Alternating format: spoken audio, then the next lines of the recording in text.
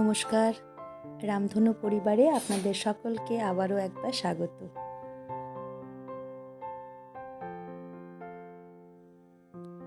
যারা যেখান থেকে আমার ভিডিওটি দেখছেন আশা করছি তারা সবাই খুব ভালো আছেন, সুস্থ আছেন।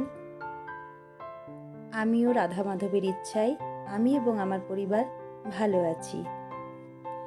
তো আজকে আপনাদের কাছে একটি নতুন ভিডিও নিয়ে উপস্থিত হয়েছি।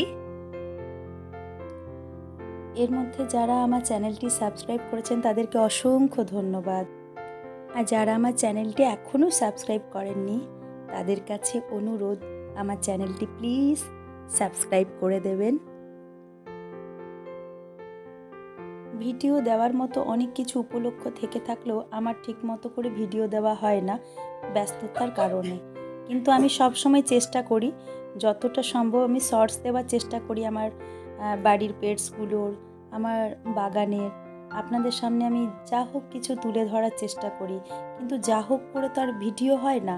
ভিডিও করতে গেলে একটা মিনিমাম তো টাইম লাগে, সেই টাইমটা আমাকে এখন রাধা মাধব দিচ্ছে না, অনেকটাই কাজের চাপে আছি। তো হয়তো কিছুদিনের মধ্যে কিছুটা রিলিফ হয়ে যাব, নতুন কিছু খবরও আপনারা পাবেন। নতুন একটা বিজনেস করা হয়েছে আমার হাজব্যান্ডের হলো। তো যাই হোক, আমাদেরকেও তো কিছুটা ফ্যামিলি মেম্বার দিকে অনেকটা করে উঠতে হয়, যেগুলো মানে সবসময় তাকে যদি আমি পুরোটাই ছেড়ে দিই, আমরা হেল্প না করি তাহলে তো হয় না। কেননা একটা দোকান একটা বাচ্চার মতো, তাকে যে কোনো বিজনেসের ক্ষেত্রে, বিজনেস হচ্ছে সন্তানের মতো, তাকে একটু একটু করে ভালোবাসা, আদর, যত্ন করে তাকে বড় করা হয়। সেক্ষেত্রে কিন্তু পারিবারিক সহযোগিতাটা খুবই দরকার হয়। এর মধ্যে আপনাদেরকে আমি যেটা দেখাচ্ছি সেটা হলো কি, যে আমার বাড়িতে ফ্রিজিং করে কত খাবার রাখতে হয়, যেটা মানে আমাকে না রাখলে আমি কিন্তু সব কাজ করে উঠতে পারবো না। কারণ ছেলের জন্য ডায়েটের খাবার, বাড়িতে তো আমার মেস আছে জানেনই, তো সেক্ষেত্রে মেসের খাবার হয় একরকম। আমার হাজব্যান্ডের তো মানে সব রকম তেলের খাবার চলে না, ওকে সাফোলাতেই মানে খাওয়াতে হয় ওকে, রান্নাটা ওর রান্নাটা একটু আলাদা হয়। তো সেই ক্ষেত্রে এইভাবেই আর কি জীবনযাপন করে চলেছি। এর মধ্যে সকালের কাজবাজ সেরে একটু বাইরে কাজ ছিল, বেরিয়ে পড়েছিলাম দুর্গাপুর। তো দুর্গাপুরে যেতে একটা বিশাল অভিজ্ঞতা হলো। এবারে আমি প্রতিবারই তো আমার কলেজ যেতে হয়, দুর্গাপুর ক্রস করি বর্ধমান যাই, কিন্তু এইবারে আমি একটু যেটা দেখলাম, আমাদের তো আমি অনেক দিন আমার ছুটিতে লিভে ছিলাম, তো তারপর থেকে আমি এই দুর্গাপুরে একটু ব্যাংকিং কাজে গেছি। তো সেদিনে যখন দুর্গাপুর যাচ্ছি তখন দেখলাম যে ব্যারেজে ওই ব্রিজের ওপরে কাজ হচ্ছে কোনো একটা। তো যাই হোক, রাস্তার কোনো কাজ হচ্ছিল, যে কারণের জন্য ওই ব্রিজের সাইড দিয়ে একটা ওই নদীর মাঝ বরাবর একটা রাস্তা করেছে, যেটা দিয়ে আমরা কিন্তু একদম ব্যারেজের যেটা শেষ প্রান্ত একদম সেইখানে, ব্রিজের যেখানে শেষ প্রান্ত হচ্ছে সেখানে উঠবো। তো যাই হোক, নদীর মাঝ বরাবর যখন যাচ্ছি বেশ একটা রোমাঞ্চকর ব্যাপার লাগছিল। আর অদ্ভুত জিনিস একটা দেখলাম, একটা বক এমনভাবে বসে আছে, আমি ওটা ভিডিও মানে করতে পারলাম না, অনেকগুলো গাড়ি যাচ্ছিলো ওখানে, দাঁড়িয়ে পর ভিডিও করাটা সম্ভব হচ্ছিল না।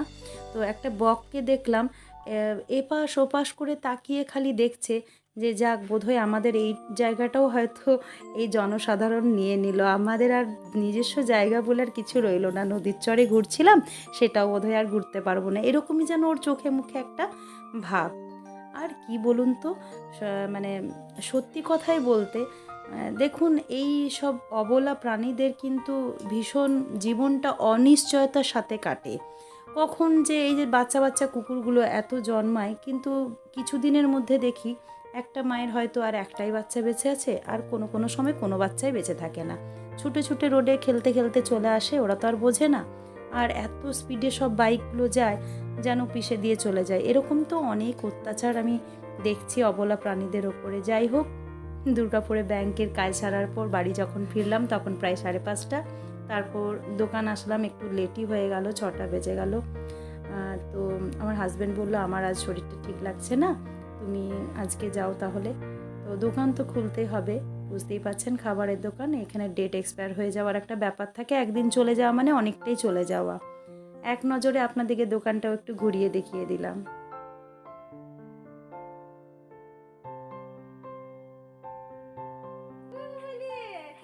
দোকান থেকে যখন বাড়ি আসি বেশ মন একদম শান্তি হয়ে যায়।